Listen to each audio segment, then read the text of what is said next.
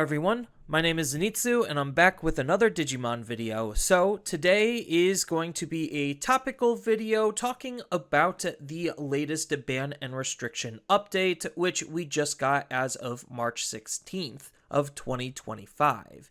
So if anyone's curious, this ban and restriction list is going to take into effect as of March 28th of 2025, and well, they gave us a nice graphic of everything that is on the list. So just to kind of cover it roughly, we have one new card that's actually fully straight out banned, so you're unable to play any copies of this card, and that's going to be the BT2 Mat Ishida.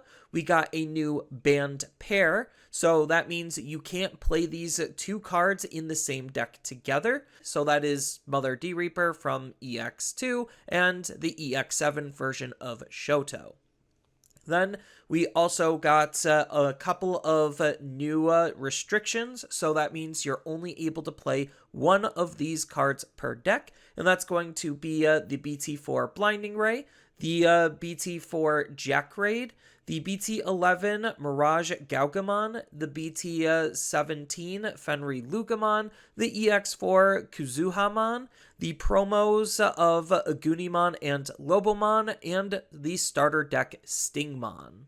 So let's kind of just go over the list and see what Bandai was thinking when it came into these. So when it comes to BT2 Mat Ishida, this is the second card that's actually banned in the entire game. The only other card that's banned is Mega Digimon Fusion from BT5, and their explanation was that by combining this card with a small number of BT18 Duskmon and BT18 Velgramon, you can greatly use cards from your trash. Since this move can be performed simply by placing a single copy of this card in the battle area or the trash, we've decided that limiting it to one would be more difficult to counter, and therefore they decided to just straight up ban the card. So essentially, having the card be a one of wasn't good enough because the fact that we only need to see the one of, and the fact that purple tends to mill itself out and cycle through its deck faster than most other colors in the entire game, means that you're highly likely to actually see your one of, so the one of doesn't even make a whole lot of sense. And just to prevent the combo, they just have to actually ban the card. I think the card was pretty degenerate to begin with because it was used to facilitate a whole bunch of different loop style decks. So it's not like this is the only loop between Duskmon and Velgramon that's actually going to be impacted by this card. Yes, purple does lose a pretty hyper-generic tamer, but that's okay because they still have plenty of cards to make up for that to be able to achieve what the card is doing at being able to recur pieces from your trash. So if anything, this kind of symbolizes and dictates that Bandai should actually be banning more cards because the restriction of one might not actually be good enough to be able to prevent the card from being hyper-toxic to begin with. So, again, we do have cards to at least substitute what Matt was not necessarily attempting to do, but the role he was helping try to fill. So, if you're just looking for another good purple memory fixing tamer, we do have the starter deck 16 Mat Ishida that we could use. Then, if you're looking more specifically for a replacement in the purple hybrids build, we are most likely just going to end up playing more copies of the BT18 Koichi because the whole loop was to use Matt to grab back the Duskmon, and Koichi can basically do the same thing when we're attacking with our hybrid-based Digimon. So that way, we could actually grab back a Duskmon that's already in our trash. Yes, it does make the combo a little bit worse and less efficient overall because, one, now you actually need to have the memory in order to do it. So Koichi isn't necessarily going to always hard set you to 3, and on top of that, you also need to have an extra Duskmon in your trash because the mat from BT2 just allows you to use the same Duskmon that was used to Digivolve on top of the mat. So I think this was a really good and smart decision based on, well, what Duskmon was doing. So yes, essentially Matt did end up paying for Duskmon's sins. They even admit that Duskmon probably is the problematic card, but he is facilitating an entire deck single-handedly, so they would rather not kill the deck outright and allow you to try to at least play with some of those pieces. Then, when it comes to the choice restriction, they state that since EX2 Mother D Reaper can be set up reliably early in the game, because you literally just raise it out and it's already on the field, and EX7 Shoto being able to give it the blocker effect easily, you're able to set up a really strong defensive maneuver in the early stages of the game. We have determined that this combination is not good for the environment, as many decks have limited means of being able to deal with it, which is basically get rid of the Tamer or beat over Mother D Reaper or have some sort of unblockable style of effect, which again, that's not a whole lot of answers. And the fact that this effect is highly repeatable because it only requires the deck to have EX7 Shoto on the field makes it a big problem. For that reason, we are deciding to make it so that these two cards can't be played in the same deck, which I, again, agree with and I think is pretty smart, because not everything does have the tools to actually be able to handle Mother D Reaper and Shoto. Granted, if you're looking at the big picture of the, hyper-competitive meta, yes, sure, this deck really isn't doing anything, but just its existence is highly problematic in of itself, so I do agree with this. The part that I really don't agree with this is the fact that I think that Shoto should have been choice restricted with other eggs too. The eggs that I'm talking about is Gate of Seven Deadly Sins and Yggdrasil, because for the same exact reason, you just need to have a Shoto on the field, and then those eggs allow you to facilitate high-level bodies at the early stages of the game, and now those high-level bodies will also just so happen to be blockers, so it's effectively, yes, easier to deal with at times, but still relatively difficult to deal with. So I felt like those could have been added to this choice restriction, but this was a very good quality of life choice restriction at the end of the day, no matter what. So we'll just see if Yggdrasil and Gate are actually going to be problems, and if they're actually going to be running Shoto or not. But if you're looking to just be hyper toxic and be able to make Mother a blocker as often as you possibly can, we do have plenty of options and Digimon effects to accomplish this goal. Yes, you are going to have to tailor the deck to be able to do that, but that's the sacrifice you're willing to make to be able to get Mother D Reaper the blocker ability as often as possible, because now you don't have Shoto doing it every single turn for free. Next, we have the limitations. So, Jackraid is now joining Hammerspark in being limited to 1. So that's pretty good, because what they stated was, since this card's design, the speed in which the number of cards can be trashed and accumulated has increased, making it easier to secure a large amount of memory with just this one card. The result is that the accelerated game speed is more than anticipated. This limits the design options for future purple decks, and for that reason, they have to limit this card to 1. So basically, when the card was initially designed in BT4, they probably weren't expecting you to have 10 plus cards in your trash as early as turn 2, which is very easy for most purple decks to be able to do, is just set up its trash, because a lot of what's making purple super powerful is the fact that the cost of using the cards is most likely putting whatever you're trying to put into the trash. So, they don't really have that great of cost of balancing when it comes to that, so it allows a card like Jackraid to overperform, and the fact that it only, basically what they said, the game has only gotten faster and faster, makes this card hyper problematic, because, again, it was designed for a much slower paced game. But if you're looking at being able to just have instant ways at gaining memory in purple to try to make up for the loss of Jackraid, sure, you don't have any free options outside of milling Deathslinger, but not all decks are going to be mill decks, so we do have a couple of different memory boosts that we could use to, gain some additional benefits while having the ability to gain some instant memory later on. So yes, it does cost stuff. So it makes it a little bit more fair at the end of the day, which is good and the goal and intention of what the ban and restriction list is supposed to be doing.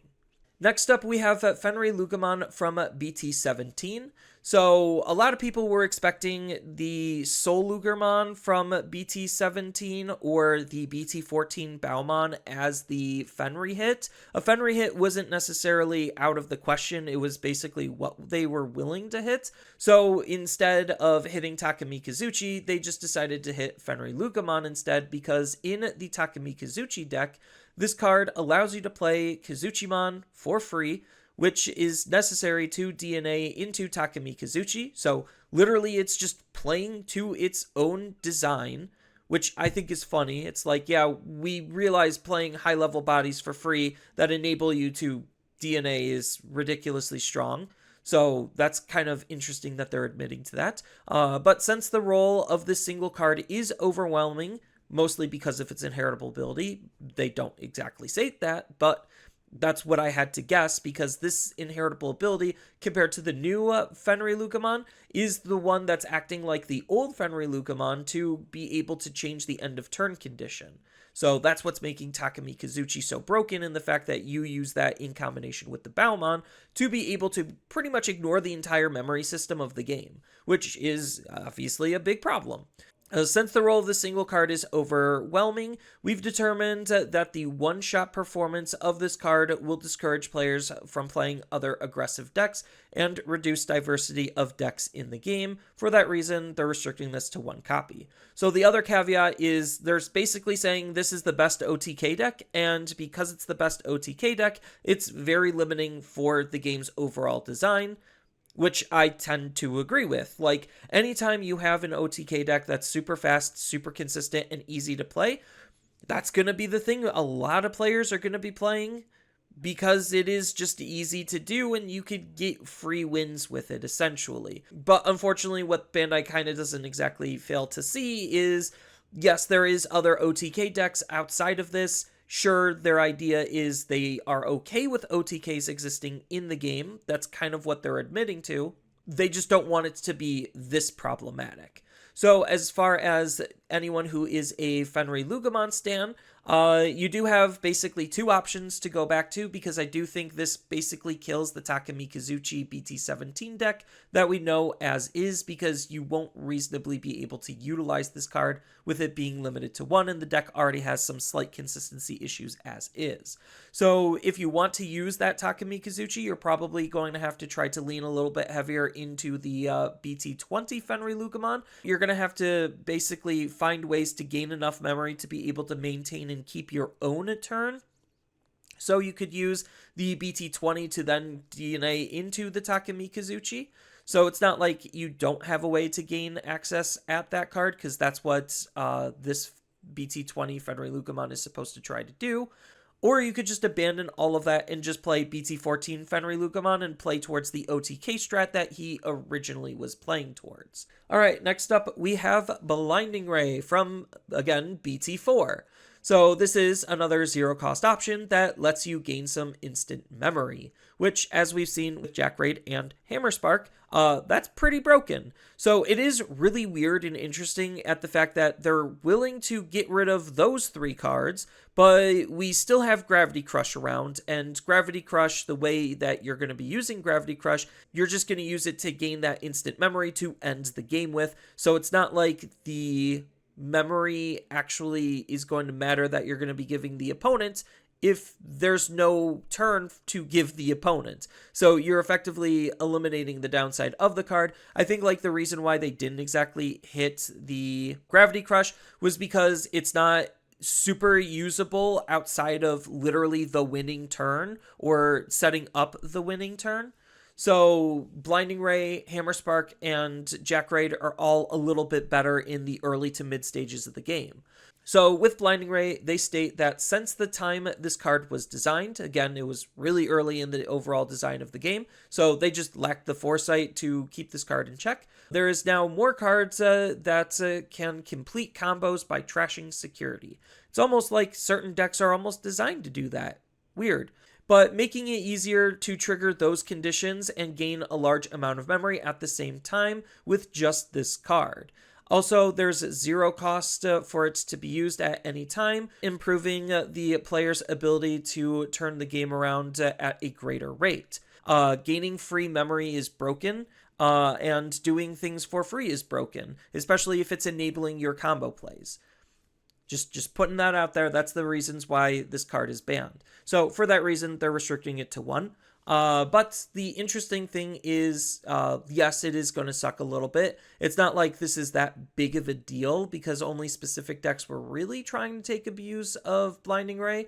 So you do have other options that could remove cards and add cards into your security. So if you wanted just a quick little removal option, Acid Injection kind of does the same type of thing. Yes, it actually does have a cost.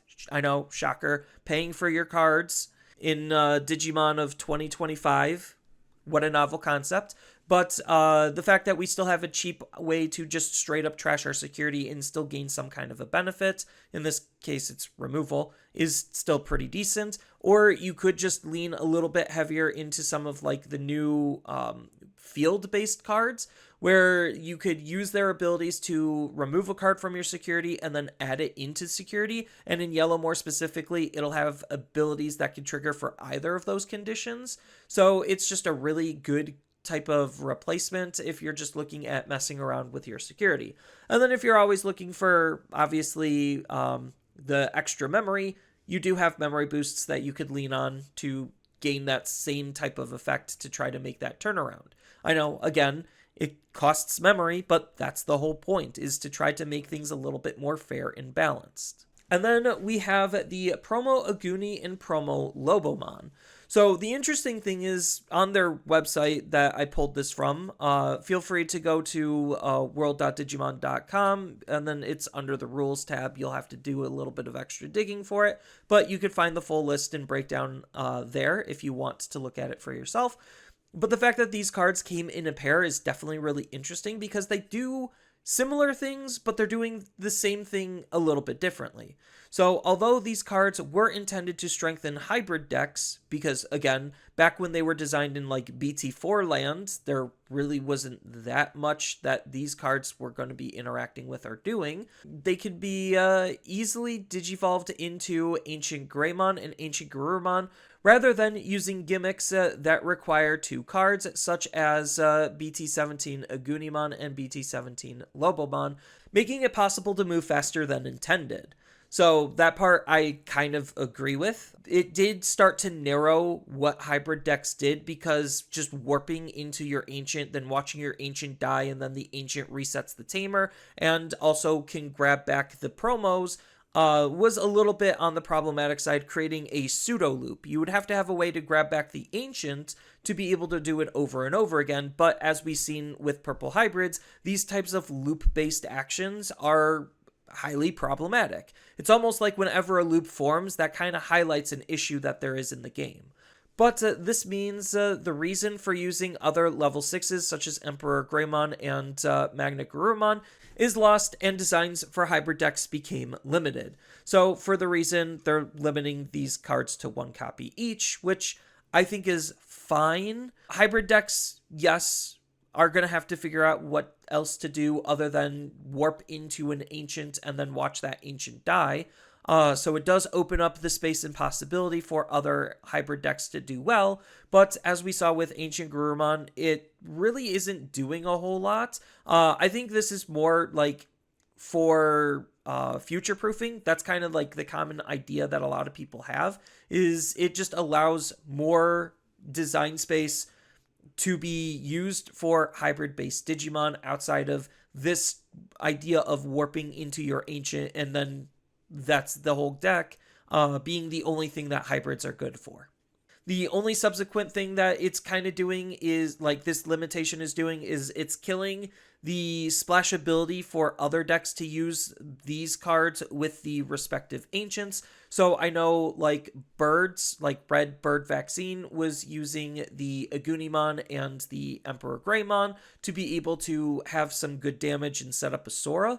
And then I know the Lobomon and Ancient Garurumon was used in something like Bond of Friendship to be able to raise out, do some damage, die, set up a mat, and do some other funky things. So again, I think these are fine. It just incidentally hurts the other decks that were trying to take advantage of these cards as well. Next, we have the big dog himself, which is MirageGaogamon. So MirageGaogamon is obviously a card that is incredibly powerful because he punishes a basic game mechanic or action, which is drawing cards and having an excessive hand size. I think taking advantage of excessive hand size isn't that big of a deal. It's just the fact that everything that Mirage built up for basically allows him to put cards into the opponent's hand, enabling his own abilities. So he just became a little too insular, and then obviously if the opponent has any kind of card draw, it just makes it very hard to fight back, especially with Mirage floodgating them out of the game, especially really early on if they're able to combo off. So their reason is because it greatly restricts actions that can lead to comebacks from having more cards in hand. It is a card that is difficult to deal with unless the opponent is able to remove it from play, which if they can't find the pieces because they can't draw cards, again, that just makes it really hard. So if the opponent is unable to deal with it, the player can easily set up a second copy of the card and continue limiting the opponent's actions, resulting in one-sided gameplay.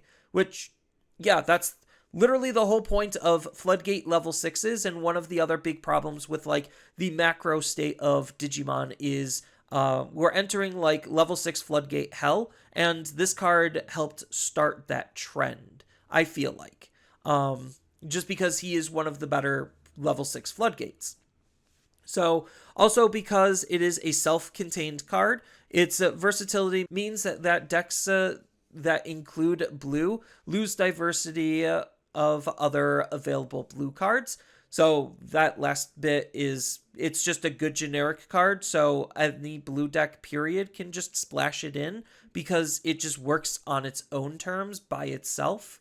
So yeah, it makes sense. I don't think every blue deck was using it. I think like the more archetypical blue decks, like Fishes and like other stuff, were running, you know, their own megas. But stuff like the Galaxy Loop definitely was trying to take advantage of this card because of how good and insular it is. For all of those reasons, they're limiting it to one. Even though I am personally a little bit upset, as a designer, I 100% understand that this card was a huge problem for a while, which is partially why I played the deck and I enjoyed the deck in of itself. But the cool thing is, I was doing some testing and the deck is not dead. You could still use his low end, like basically the level 3 through level 5, all the same. You just have to change out your top end a little bit. So you could run some of the old Mirages just to try to lean heavier into the burst mode OTK. So that's a direction that the deck can still take in order to maintain some semblance of playability. Or you could just completely abandon it and play other good generic blue cards that are insular and solve themselves. So we already know that Hexablow is kind of doing that. We know that Ancient Garurumon, even though the promo got hit, like, he still can facilitate the same exact playstyle patterns that Mirage is doing, just not forcing the opponent to lose memory whenever they draw a card.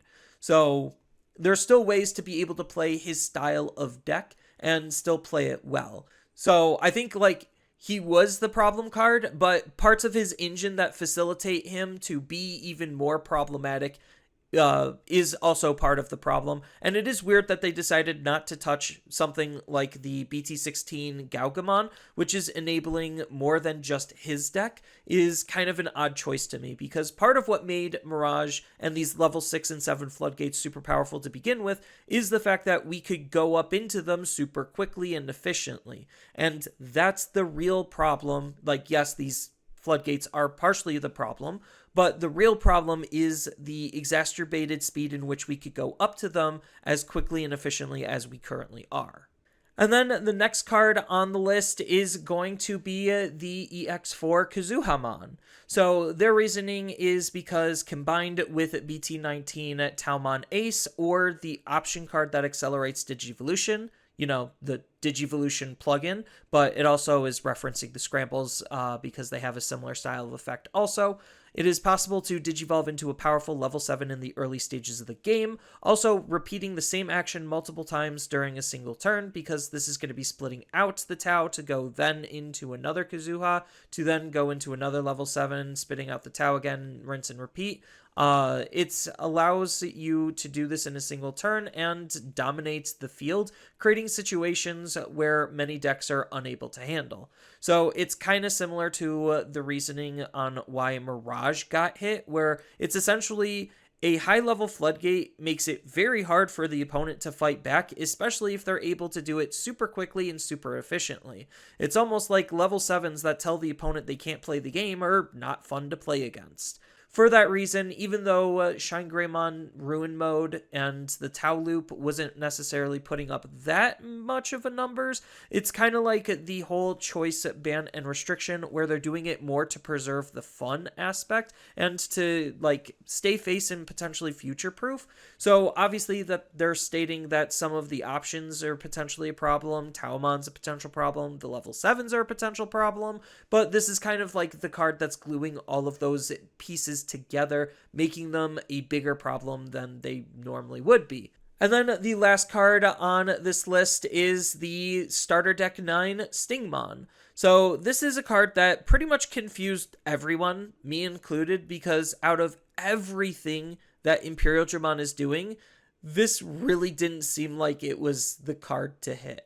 I understand where they're coming from, because they state that as the card pool has increased, it has became possible to include general purpose cards such as powerful level 6 Digimon that can digivolve from Paildramon and other cards, and drawing cards using a non-once per turn inheritable effect leads to excessive increase in possibilities. So it just means that once they already go up into their Digimon, they're starting to attack. Drawing more cards can just lead to more problems. Because especially with the way the engine works is you have the Tamer that's allowing you to set up the rookies for free and basically line up your DNA for essentially no real cost or downside. So drawing more cards to enable that just makes it more steamrolly. So I understand that the non-once per turn part of the effect, as we've seen with some of the other cards on the ban and restriction list, not this one, but in the past, is definitely an issue. Also, because it can be played for a low cost, the number of cards needed for DNA digivolving minimizes, making it possible to perform moves mentioned above, making the early game unnecessarily stable. So basically, they're just stating that because you can hard play this card to then DNA Digivolve, you don't necessarily need to have that secondary rookie set up to DNA, because it's less efficient than just hard playing this card to begin with. Makes it so that you could leverage that to your advantage, especially in the early stages of the game, which again is a symptom to the problem where it's the engine cards that are allowing this card to be more problematic than what it actually was designed and intended for. So as a result, the role of this one card in the deck is significant, and diversity of cards used is lost. For that reason, they're restricting it to one copy. The only problem with the fact that this card being hit for Imperial means that this is basically a love tap to an Imperial. This isn't really going to impact them that much because, as you can see, we're just going to use the BT12 Stingmon. So the BT12 Stingmon, yes, has a cost of 4, but its ability when you DNA Digivolve gains you a memory, effectively making it a 3-cost card. Well, guess what one of their reasons why Stingmon got hit was? It's because it's a 3-cost card. Because as long as you have the blue Digimon on the field, it reduces its own play cost by 1.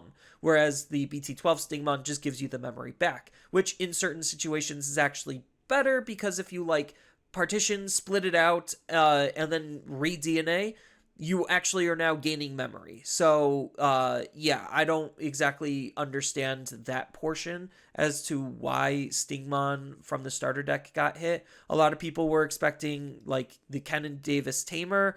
or the delayed based option that they got, Progenitor, or even the BT12-030 all probably would have been bigger and more impactful hits to be able to bring Paildramon down in power. So this hit literally isn't really going to do anything. I think like their big reason is because, oh, Imperial decks are using Hexablaumon and this allows you to draw with Hexablaumon. So that's a problem. That's kind of where I'm reading into this. Yes, the when attacking is not limited to once per turn is really strong, but the deck already has so much ways to be able to draw cards with its level 3 and its egg to where it's still potentially drawing like 2 to 4 cards anyway. So this just reduces that consistency on seeing that excessive amount of card draw by a lot, but it kind of is like a win more factor where you already have to have all of the pieces in order to start attacking to begin with. And if you're already in your Paildramon, sure, drawing more cards is never a bad thing, but you already should be in a winning state because of how that deck functions as a whole. But if you want, we do have other armors to replace it with, so again, it's not really that big of a deal or a hit to Imperialdramon as a whole. So what does this all actually mean? So reading each of the descriptions that we went over, it seemed like the goal of this ban and restriction list was to just open up room for more card variety and decks to be played. The only ironic thing is that based on the current state of the game and the direction that the game is headed in, this does actually very little to accomplish that goal. Because a lot of the powerhouse decks can either adapt around the limits and bans, or they just weren't impacted at all. That's the only issue with this ban and restriction list in my perspective. Sure, it weakens a few of the top decks, but not really enough to change the overall meta landscape and environment, as there are still a good number of decks that weren't impacted at all that really could have used the limits, or some limitations to keep them in check. So this feels like a good list that we should have had already. Like, it just feels a little late to the party in my perspective. But I get that the idea was not to just straight up attack all of the top decks, because we do have a good number of top decks, but because of the power gap, that's what's causing the lack in diversity, not necessarily the individual decks themselves. It's just the sheer power gap between what's good and playable and what's not. Or, I guess, the rest of the game in this case.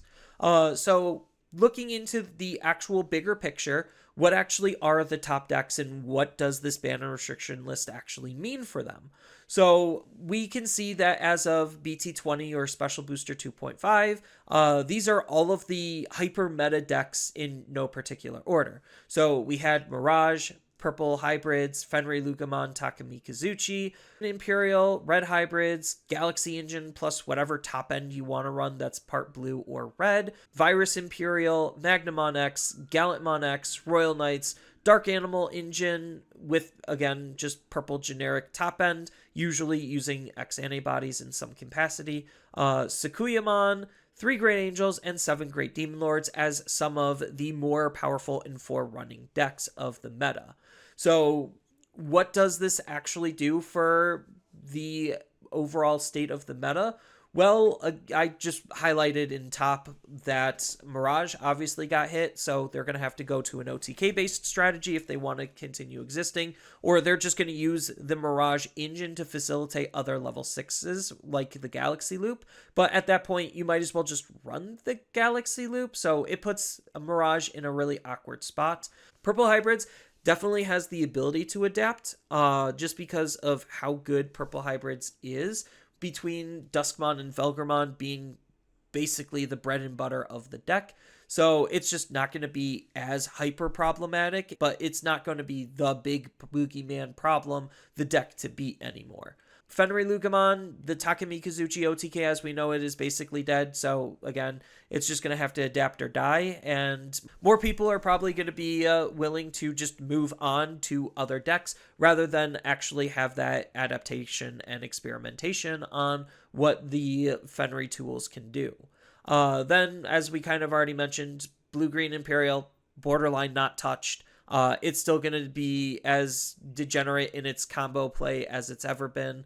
And then red hybrids, it's just not going to be able to do the ancient OTK. That's the main way we were playing it, is just ancient OTK, build up a big stack and raising, move out, swing with ancient, and then Omni for game. So that's going to be a little bit less consistent. So maybe other red hybrid decks are going to form, especially with BT21 having new red hybrid tools. So we'll see what red hybrids ends up doing, but it's still definitely a potential forerunner. It might just take a backseat for a hot second. But all of the other lists that I mentioned, borderline unaffected. And it's not like the matchup spread is really going to be changing that much. What are all of these top decks actually doing that they have in common? So I've kind of said this before, and I'll say it again just to reiterate. We could boil where the current direction of the game is and what's actually meta playable down to 3 major factors. The first one is they all like to cheat on tempo and either play or evolve for next to nothing or actually nothing. And basically that cheating on the resource system basically breaks the game in half because the game is balanced around said resource system. We've seen some of the bans and restrictions already kind of allude and mention that, where it's just like, oh, I guess free memory to do whatever you want with is kind of ridiculous. And yes, that's true, but a lot of decks, like the Galaxy engine, like the Dark Animal engine, like what Mirage was doing, they all have built-in ways to basically nullify Digivolution cost. You also have decks like 7 Great Demon Lords and Yggdrasil that are allowing you to basically play high-level bodies that are hard to remove just because they are high-level bodies for essentially dirt cheap or free at times. So those instances of where decks are cheating on tempo is what's breaking the game, making them move faster than anticipated, allowing more problems to emerge and be created as a result. So that's factor number 1. Number 2 is they have some form of protection or floodgate style of effect to lower the amount of interaction that you have with the other player. So the game is actively trying to reduce the amount of interaction that there is. Sure, you could say that Aces is great and all, but again, when you have decks that just go up the stage, delete the opponent's Digimon, there's no real time for Aces in any of that, especially if they're not even attacking. So having these floodgate effects, like what we've seen with MirageGaogamon, one of the cards that got limited, is if you're able to use point number 1 to facilitate a high-level floodgate that the opponent can't out, the fact that it is a floodgate just makes it even harder to respond and react with. We've seen this multiple times in other high-level events where, like, just taking an example against purple hybrids, we've seen that Imperial Dramon can go up into a Hexablaumon, and then purple hybrids just can't play the game. They have to literally have the removal option in order to out the card. Otherwise, they just aren't allowed to play, which is not fun. Because the whole point of these games is to have a back and forth, is to test one's skill and ability. Not to say, I'm going to do my thing, and basically you can't do anything about it, and you're also going to die next turn. That's not necessarily fun, which leads us into point number 3, where decks have high enough of a damage output to end games instantly, or the inverse, where they're going to have a high enough of an oppressive control game plan to prevent further playing of the game. So it's not really fun to just sit there and watch the opponent spend 10-15 minutes comboing off, all for it to lead in your inevitable defeat. Sure, if the game is like 10-20 turns in, that's a little bit more acceptable, but doing it as early as like turn 2 or 3, that's a little bit less acceptable, which again feeds back into point number 1, where the game has a very clear tempo issue that's allowing problems to be more problematic than they originally were designed and intended to be. So if a deck isn't doing at least 2 of these 3 things, they're probably not considered competitively viable or viable at all, which is rather unfortunate. And the big thing with this is it really just makes Digimon not feel like an honest game anymore. And that's where kind of like me and some other people who have seen the game in different states and know the direction of the game really makes it so that it just doesn't feel the same game that we fell in love with anymore.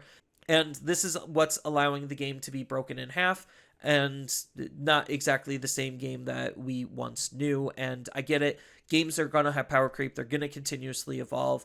But I feel like there was a certain point where it just was a little bit too fast. And the ban and restriction list is a tool that they could use to leverage the balancing of the game overall. And this ban and restriction list, while it was really good, didn't exactly do enough to be able to fix some of the problems that are currently plaguing Digimon as a whole.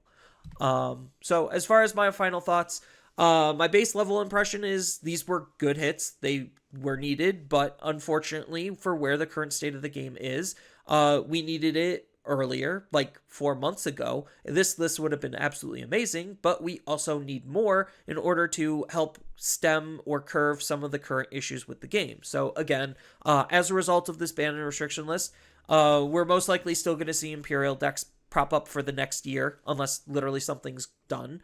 We're going to see basically all of the top 12, like 12 or 14 decks, however many number I had listed. We're going to be seeing the majority of those for the next year, unless something is actually done about them.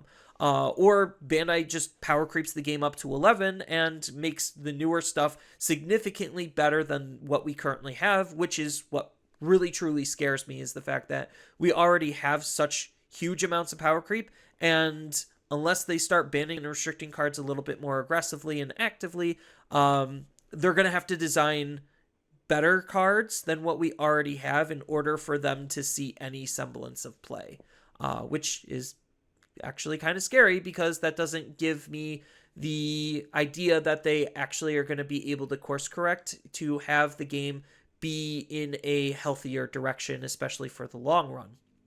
So I did talk a little bit more about the ban restriction list in a podcast episode. Go feel free to watch that whenever that's out. But these are just a lot of my base level thoughts after sitting and stooping a couple of days post the announcement on my overall thoughts and opinions on the ban restriction list. So by all means, feel free to tell me what your thoughts are about the ban and restriction update down in the comments below.